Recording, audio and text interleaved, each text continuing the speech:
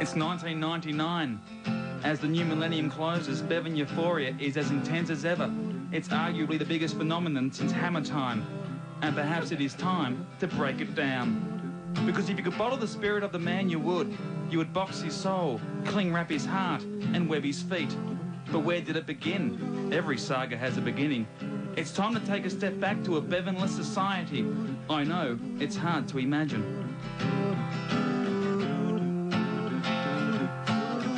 Imagine there's no Bevan. It's easy if you try. No turned up collars, no skinny black ties. Imagine all the moms without their favorite boy.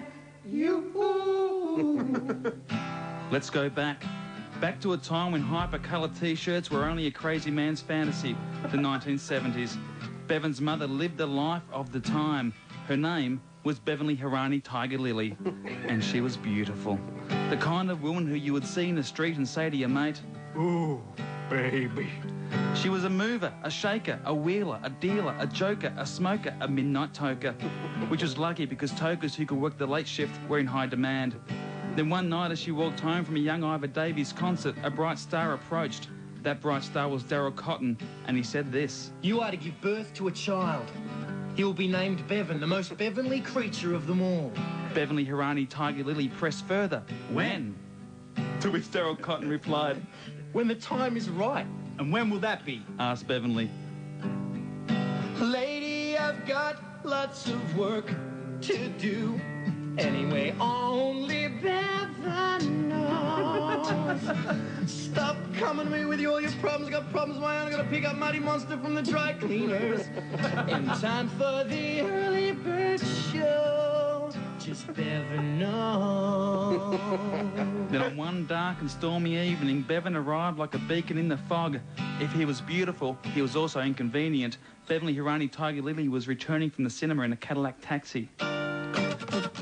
She had seen Grease and was commenting to the cab driver about how she thinks a sequel would be better than the original when her water broke.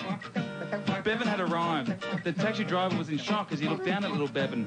In this scene, the taxi driver is being played by Alex Paps, who is being played by Jon from Tripod. "Bevan in the backseat of my Cadillac, let me take you there." "Bevan's in the backseat of my Cadillac, let me take you there." He was indeed a thing of beauty. As the doctor cut the umbilical cord, which somehow seemed to resemble a thin leather tie, he was heard to mutter that he felt a godlike presence in the room. It was so intense that he actually checked that God wasn't in the room. He wasn't. Beverly was so moved that he looked down at the newborn baby and sung for the first time. In this scene, Beverly Hirani Tiger Lily is played by Huey Lewis, who is being played by Scott from Tripod, with backup vocals from the midwives and the anesthesiologist.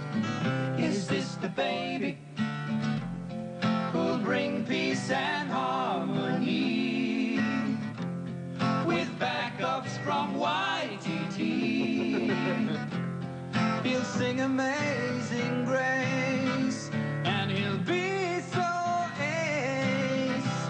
Oh, show me Bevan, doctor, please. Give us a hold. No, not you, the baby.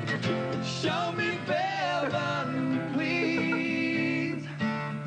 After the birth and all the unnecessary theatrics, a stranger appeared in the maternity ward and confronted Beverly Hirani Tiger Lily. That stranger was Johnny Young, and he spoke. "The boy has a gift. I think he should come with me. I could teach him a new way." To which Beverly Hirani Tiger Lily replied, "You speak of the one who will bring balance to the force. You think it's this boy?" Johnny Young nodded in a way that didn't quite work on radio. He also thought to himself that Beverly Hirani Tiger Lily sounded a lot like Samuel L. Jackson. "Hey, did you know that a cheeseburger in France, it's a Royale with cheese?" Shut up, Beverly. She understood the boy's plight. She had only one request. One night with Bevan. Yes, she wanted to sing one song by the M People. After that, Bevan was free to leave. Johnny took Bevan away. Beverly Hirani was saddened, but she knew this was for the best. Johnny Young was to take Bevan to the Council of Variety Television and present him for approval to train. The council consisted of the big guns, Daryl Summers, Bert Newton, Don Lane, Graham Kennedy, Mike Walsh and Simon Townsend. It was quite overwhelming. It looked like the set of blankety blanks. Johnny needed this. He knew YTT was in jeopardy. This later proved to be incorrect. It was Tony Barber who was in jeopardy.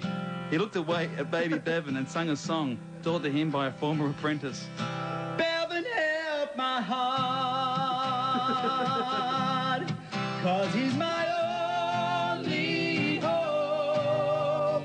I ask you please, Bevan, help my heart. Johnny entered with baby Bevan in his arms. The council did not like what they saw. They were being overly cautious since the last mistake of allowing Frankie J. Holden through. The boy is dangerous. They all sense it. Why can't you? I'll teach him myself, Johnny said. I'll teach him how to sing and dance, and I'll teach him Japanese, because Johnny believed it was important to have a second language. Johnny stormed out of the council room. Ever the showman, he even went to the trouble of making storm noises. Hey, did you see that cow go past? Oh, no, it was Helen Hunt. Storm noises were not his forte. Johnny knew he was holding something special. He put the slinky down and then picked up Bevan. That baby is all that I want. See it lying here in my arms. I'm the only one who believes in Bevan. The 6:30 slot on Saturday is a battleground with hey. If we're gonna succeed, it's with Bevan. So there it is. Johnny went forth and founded the Johnny Young Talent School. And as for Bevan, well, you know how the story goes. This has been Bevan 2, Episode 1, Bevanly Creatures, the sequel, the prequel, the less than equal. Bevan, help my heart.